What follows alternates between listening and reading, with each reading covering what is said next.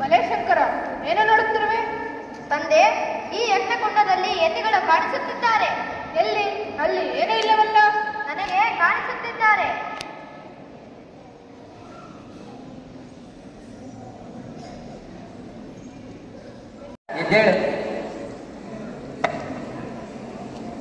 ಓ, ಪ್ರಣಾಮಗಳು ಯತಿವರ್ಯ. ಶಂಕರ, ನನ್ನನ್ನು ನೋಡಿ ನಿನಗೆ ಭಯವಾಗುತ್ತಿದೆ? ಭಯವೇ ಇಲ್ಲವಲ್ಲ. ಶಂಕರ, ನೀನೀಗಾಗಲೇ 4 ವರ್ಷ ಕಳೆದಿರುವೆ. ಇನ್ನು ಕೆಲವು ವರ್ಷಗಳು ಮಾತ್ರ ಬದುಕಿರುವುದು. ಅದಕ್ಕೆ ಕರೆದು ನಿನಗೆ ಭಯವಾಗುತ್ತಿಲ್ಲವೇ? ಭಯವೇಕೆ ಯತಿವರ್ಯ? ಹುಟ್ಟಿದವರು ಸಾಯಲೇಬೇಕಲ್ಲವೇ? ಆಹಾ ಶಂಕರ, ನಿನ್ನ ಮಾತಿನಿಂದ ನಾನು ಧನ್ಯನಾದೆ. ನಿನಗೆ ಮಹಾಲಕ್ಷ್ಮಿಯ ಸ್ತೋತ್ರವನ್ನು ಹೇಳಿಕೊಡುತ್ತೇನೆ. ಅವಶ್ಯವಿದ್ದಾಗ ಲಕ್ಷ್ಮಿಯನ್ನು ಪ್ರಾರ್ಥಿಸು. ಆಗಲಿ.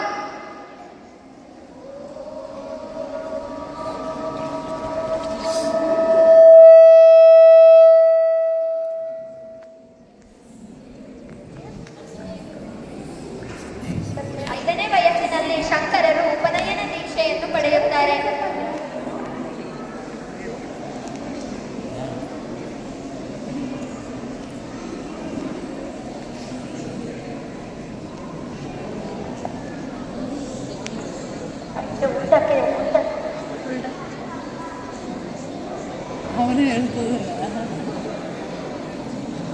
ಶಂಕರ, ಈಗ ನೀನು ಭಿಕ್ಷಾಟನೆಗೆ ಹೊರಡು.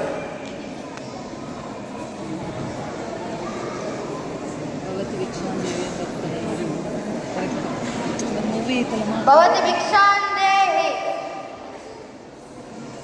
ಭವತಿ ಭಿಕ್ಷಾಂ ದೇಹಿ, ಭವತಿ ಭಿಕ್ಷಾಂ ದೇಹಿ.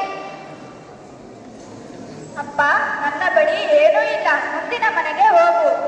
ತಾಯೇ, ನಾನು ಬಂದಾಗಲೇ ಮುಂದೆ ಹೋಗು ಎಂದರೆ ಹೋಗುತ್ತಿದ್ದೆ. ಆದರೆ ಇದಕ್ಕೆ ಅವಕಾಶವಿಲ್ಲ. ನೀನೇ ಏನಾದರೂ ಇದ್ದರೆ ಹುಡುಕಿಕೊಡು ತಾಯೇ.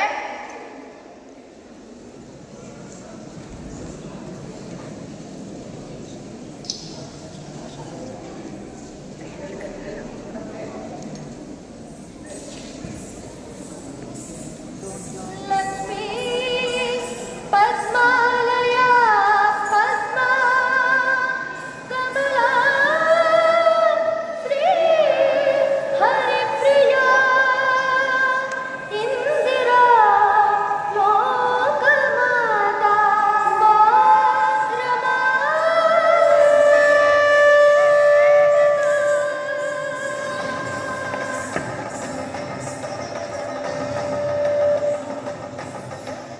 नमोस्तु नाळिकनिवारणायै, नमोस्तु दुग्धोदधिजन्मभूम्यै, नमोस्तु सोमामृतसोदरायै, नमोस्तु नारायणवल्लभायै,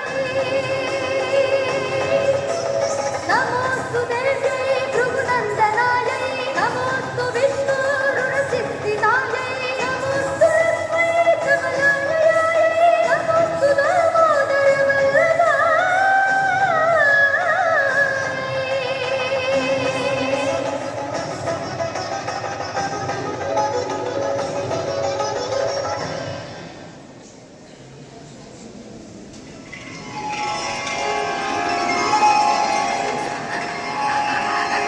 ಅಮ್ಮ ಪೂರ್ಣ ನದಿಯಲ್ಲಿ ಸ್ನಾನ ಮಾಡಿ ಬರುವಾಗ ಬಿಸಿಲಿನ ತಾಪದಿಂದ ನೆಲಕ್ಕೆ ಬೀಳುತ್ತಾಳೆ. ಉಮಾ!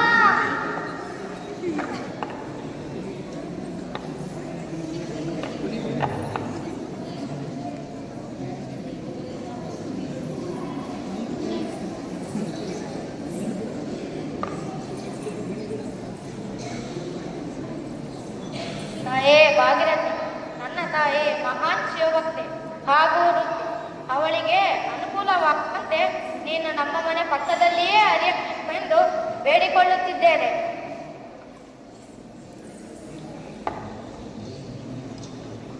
ಅಚ್ಚರಿಯಂತೆ ಪೂರ್ಣ ನದಿಯು ಮನೆಯ ಮುಂದೆಯೇ ಹರಿಯಲಾರಂಭಿಸಿತು.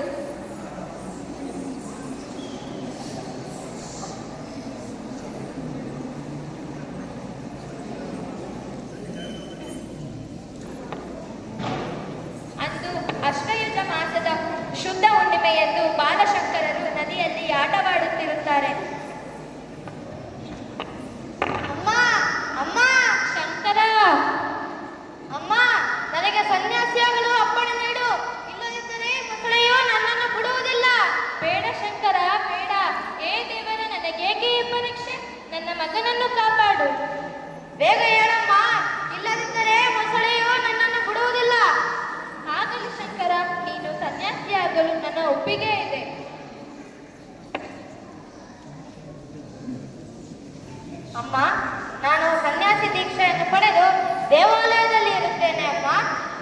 ಶಂಕರ, ನೀನು ಹೀಗೆ ಹೇಳಿದರೆ ವಯಸ್ಸಾದ ನನ್ನ ಗತಿಯೇನು?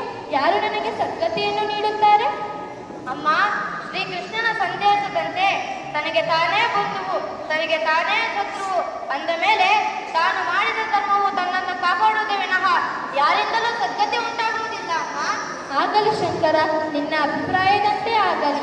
ಆದರೆ ನನ್ನ ಅಂತ್ಯಕಾಲದಲ್ಲಿ ನೀನು ಬಂದು ನನ್ನ ದೇಹಕ್ಕೆ ಸಂಸ್ಕಾರವನ್ನು ನೀಡಬೇಕು. ಆಗಲಿ ಅಮ್ಮ, ನೀನು ನಿನ್ನ ಮರಣದ ಕಾಲದಲ್ಲಿ ನನ್ನನ್ನು ನೆನಪಿಸಿಕೋ, ನಾನು ತಕ್ಷಣ ಬರುತ್ತೇನೆ. ಅಮ್ಮ, ಸನ್ಯಾಸ ದೀಕ್ಷೆ ಪಡೆಯಲು ನರ್ಮದಾ ನದಿಯ ದಡದಲ್ಲಿ ತಪಸ್ಸು ಆಚರಿಸುತ್ತಿದ್ದ ಗುರು ಗೋವಿಂದ ಭಗವತ್ಪಾದರಲ್ಲಿಗೆ ಬರುತ್ತಾರೆ. ಶ್ರೀ ಗುರು ಗೋವಿಂದ ಭಗವತ್ಪಾದರಿಗೆ ಪ್ರಣಾಮಗಳು. ಎಲೈ ಬಾಲಕಿಯೇ, ನೀನು ಯಾರು? ಹೇ ಗುರುದೇವ, ನಾನು ಭೂಮಿಯಲ್ಲ, ನೀರಲ್ಲ, ತೇಜಸ್ಸಲ್ಲ, ವಾಯು ಅಲ್ಲ, ಅಂತರಿಕ್ಷವೂ ಅಲ್ಲ. ಈ ಪಂಚಭೂತಗಳಿಗೆ ಸಂಬಂಧಪಟ್ಟ ಗುಣಗಳು ನಾನಲ್ಲ. ಇವುಗಳಿಂದ ಕೂಡಿದ ಬ್ರಹ್ಮಾದಿ ಪ್ರೀತಿಕ ಪರಬ್ರಹ್ಮನಿಂದ ಕೂಡಿದ ವಸ್ತುವು ಯಾವುದೋ ಅದೇ ನಾನು. ಬಾಲಯತಿ, ನಿನ್ನ ಉತ್ತರದಿಂದಲೇ ನೀನು ಸರ್ವಜ್ಞನೆಂದು ಅರಿತನು. ದೇವರು ನೀನು ಬರುವ ಸೂಚನೆಯನ್ನು ನನಗೆ ಮೊದಲೇ ತಿಳಿಸಿದ್ದನು. ಬಾ ಮಗು, ನೀನು ಈ ಜಗತ್ತಿನಲ್ಲಿ ಮಾಡುವ ಕೆಲಸ ತುಂಬಾ ಇದೆ. ಆಜ್ಞೆಯಾಗಲಿ ಗುರುವರ್ಯ, ನಾನು ಏನು ಮಾಡಬೇಕು? ವೇದಾಂತ ಹಾಗೂ ಬ್ರಹ್ಮಸೂತ್ರಗಳನ್ನು ರಚಿಸಿ ಅದ್ವೈತ ಸಿದ್ಧಾಂತವನ್ನು ಜನತೆಗೆ ತಿಳಿಸಿಕೊಡು. ಜ್ಞಾನ ಮಾರ್ಗ, ಭಕ್ತಿ ಮಾರ್ಗ, ಕರ್ಮ ಮಾರ್ಗದ ಮಹತ್ವವನ್ನು ತಿಳಿಸಿ ಧರ್ಮದ ರಕ್ಷಣೆಯನ್ನು ಮಾಡು. ಶಂಕರರೇ, ಅಹಂ ಬ್ರಹ್ಮಾಸ್ಮಿ ಎಂದು ಉದ್ಗರಿಸುತ್ತಾ ಲೋಕದ ಅಂಧಕಾರವನ್ನು ಹೋಗಲಾಡಿಸಿ ಜ್ಞಾನದ ಮಾರ್ಗವನ್ನು ತೋರು. ಶಂಕರ, ನೀನು ಇಂದು ಕಾಶಿ ಕ್ಷೇತ್ರಕ್ಕೆ ಹೋಗಿ ವಿಶ್ವೇಶ್ವರನ ದರ್ಶನವನ್ನು ಪಡೆ. ಪ್ರಣಾಮಗಳು ಗುರುವರ್ಯ. ಏ ಚಂಡಾಲ, ದೂರ ಕಚ್ಚ, ದೂರ ಕಚ್ಚ. ಆಚಾರ್ಯರು ಬರುತ್ತಿದ್ದಾರೆ, ಕಾಣುತ್ತಿಲ್ಲವೇ ನಿನಗೆ? ದೂರ ಸರಿ. ವ್ಯರ್ಥ ಮಾತು ಬೇಡ, ನಾವು ಮುಂದೆ ಹೋಗಬೇಕು. ದೂರ ಸರಿ. ಅಯ್ಯ, ಇಷ್ಟೇ ತಾನೆ ದೂರ ಹೋಗು ಎಂದೆಲ್ಲ. ದೇಹವನ್ನು ಅಥವಾ ಆತ್ಮವನ್ನು. ದೇಹವಾದರೆ ನಿನ್ನ ದೇಹವು ಅನ್ನದಿಂದ ಪೋಷಿತವಾಗಿದೆ ಹಾಗೂ ನನ್ನ ದೇಹವು ಅನ್ನದಿಂದ ಪೋಷಿತವಾಗಿದೆ. ಹೀಗಿರುವಲ್ಲಿ ನಮ್ಮಲ್ಲಿ ತಾರತಮ್ಯವೇನಿದೆ? ಇನ್ನು ಆತ್ಮದ ವಿಚಾರವಾದರೆ ಇದು ಬ್ರಾಹ್ಮಣನ ಆತ್ಮ, ಇದು ಶಪಚನ ಆತ್ಮ ಎಂದು ಯಾವ ಯತಿಗಳು ಹೇಳಲಾರದು. ಲೋಕಕ್ಕೆಲ್ಲ ಒಂದೇ ಆಗಿರುವ ಸೂರ್ಯಬಿಂಬವು ಗಂಗಾಜಲವು ಮಣ್ಣಿನ ಗಡಿಗೆಯಲ್ಲಿ ಪ್ರತಿಫಲಿಸಿದ ಮಾತ್ರಕ್ಕೆ ಬೇರೆ ಬೇರೆ ಎಂದು ಭಾವಿಸಲಾಗಿದೆ. ಅಲ್ಲದೆ ಜಡವಾದ ದೇಹ ದೂರ ಹೋಗುವುದು ಹೇಗೆ? ಸರ್ವವ್ಯಾಪಕವಾದ ಆತ್ಮವನ್ನು ದೂರ ಹೋಗುವುದರ ಅರ್ಥವೇನು? ಈ ವಿಚಾರವು ನಿನಗೆ ತಿಳಿಯದೆ ಇದನ್ನು ನೋಡಿದರೆ ಲೋಕ ವಂಚನೆಗಾಗಿ ನೀನು ಈ ವೇಷವನ್ನು ಧರಿಸಿದಂತೆ ತೋರುತ್ತದೆ. ಆಹಾ, ಈತನು ಸಾಕ್ಷಾತ್ ಜ್ಞಾನಿಯೇ. ವ್ಯವಹಾರವನ್ನು ಅನುಸರಿಸಿ ಮಾಡಿದ ಅಪರಾಧಕ್ಕೆ ಕ್ಷಮೆ ಇರಲಿ.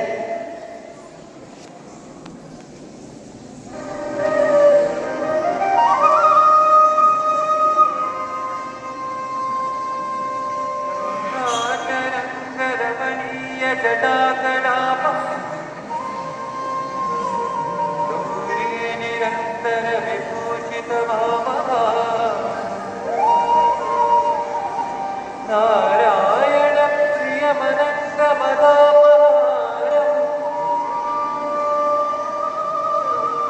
ವಾರಾಣಸಿ ಪುರಪತಿ ಭಜ ವಿಶ್ವನಾಥ.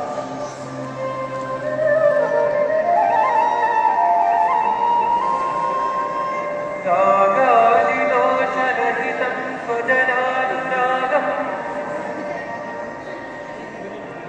ವೈರಾಗ್ಯ ಶಾಂತಿ ನಿಲಯಂ ಗಿರಿದಾಸಕಾಯ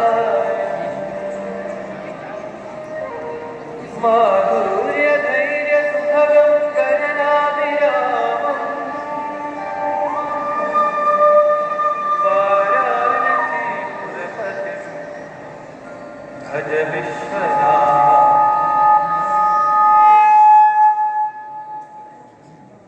ನಂತರ ಶಂಕರಾಚಾರ್ಯರು ಬದ್ರಿನಾಥ, ಪುರಿ, ತಮಿಳುನಾಡು ಹಾಗೂ ಕೇರಳಕ್ಕೆ ಭೇಟಿ ನೀಡಿ ಅದ್ವೈತ ತತ್ವವನ್ನು ಪ್ರಚಾರ ಮಾಡುತ್ತಾ ಕರ್ನಾಟಕದ ಶೃಂಗೇರಿಗೆ ಬರುತ್ತಾರೆ.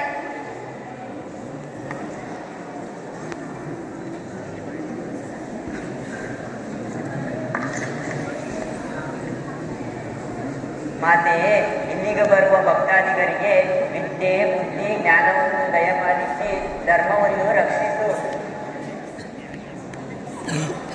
ಹಾಗಾಗಿ ಇಲ್ಲಿಗೆ ಬರುವ ಭಕ್ತರಿಗೆ